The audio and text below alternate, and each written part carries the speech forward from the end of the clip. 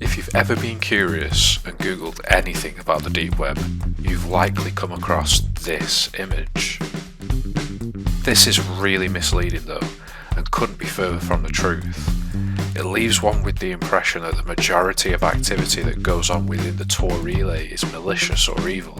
It's all child abuse, red rooms, drug smuggling, and hitmen for hire.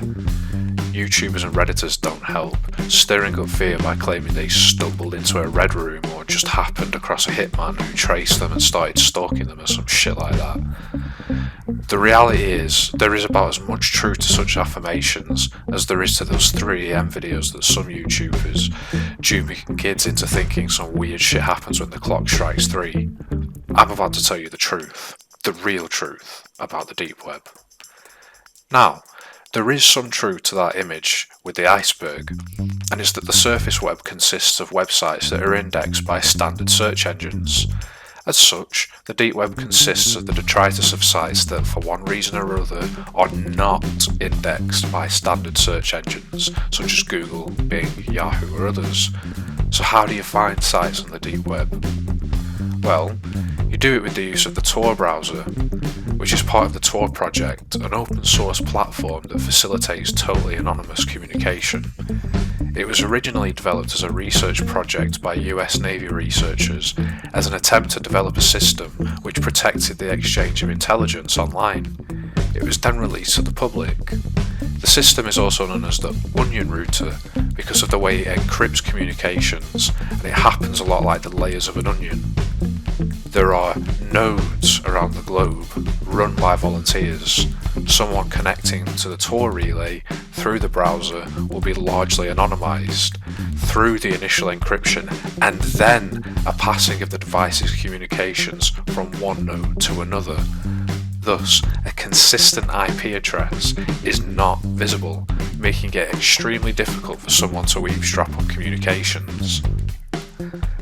The deep web, that first middle portion of the iceberg, if you like, consists largely of academic documents, encrypted communications, wild conspiracy theories, even more crazy than what you see on the surface web, edgy art projects that are probably uploaded to the deep web to give them the ability to play on people's misunderstandings and con them into thinking they're found footage and other random websites.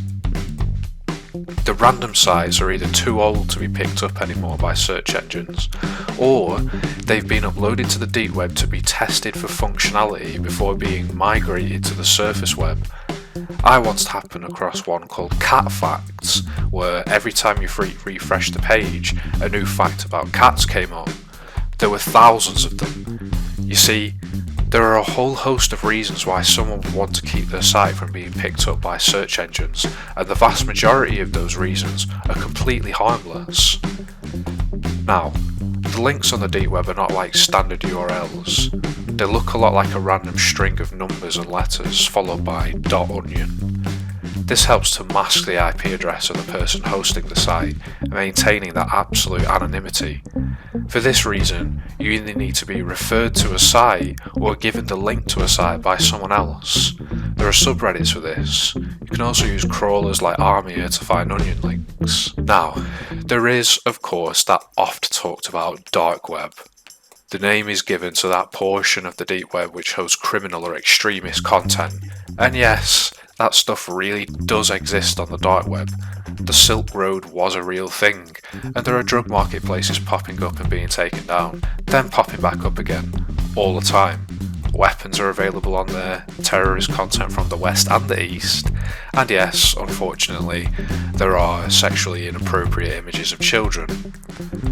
But as bad as all of this shit is, you absolutely cannot just stumble across it. You need to be actively searching for it in order to retrieve those .onion links. Even then, there may be extra login credentials required to access the content.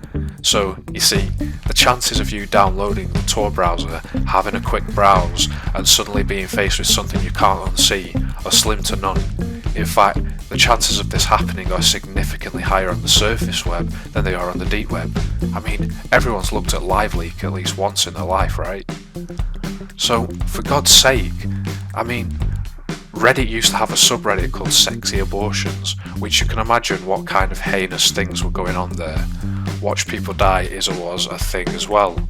My point is that the surface web has readily available, fully indexed sick stuff. The deep web or dark web doesn't. You really have to try hard to find that stuff. Now let me be clear, I've never tried to find that stuff, nor will I ever.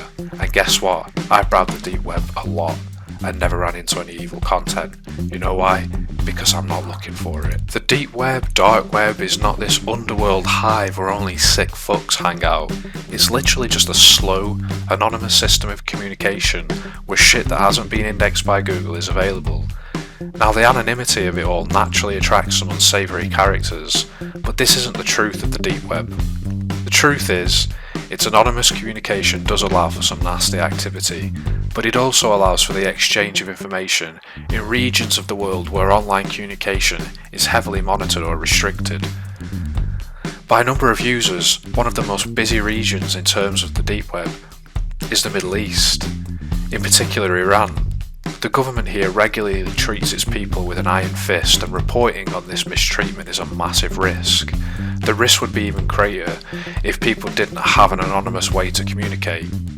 I fondly remember a community of Iranian death metal bands organising underground shows and recording sessions, as death metal is one of a number of genres of music banned in Iran. I would argue the benefits of having a massively anonymous system of communication outweigh the costs. That said, there's a great deal of misinformation regarding the deep web. It's propagated by creepypasta style storytelling about nightmare experiences browsing through the Tor browser. But you have to realise, these are, in the end, just stories, usually for a bit of karma on Reddit. Also, it's not illegal to merely browse the deep web. The feds aren't going to turn up at your door and confiscate your device because you downloaded the Tor browser. Oh, and don't worry about spoopy red rooms. These sites don't exist. It would be extremely difficult, nigh on impossible, to live stream over the Tor relay, purely because of the way that it works. On top of this, even if you could achieve some sort of live stream on the relay, doing so in any sort of visible quality would be even harder. And then, managing to implement some sort of client to receive requests and secure payment would be even more challenging. Red rooms are not real, so if you want to browse the deep web, do not panic about stumbling into one of those. I guess my main point is this: the internet is a wild and beautiful place. Sure, there's some nasties to be found, but these are every bit as present on the surface web as they are on what lies beneath. The very way that the deep web operates makes finding anything illegal difficult. You would have to be one determined fucker, and if that's you, you need to take a look at yourself and your moral compass. Don't believe the hype, and don't be too afraid. In this case, reality is, in fact, more mundane than fiction.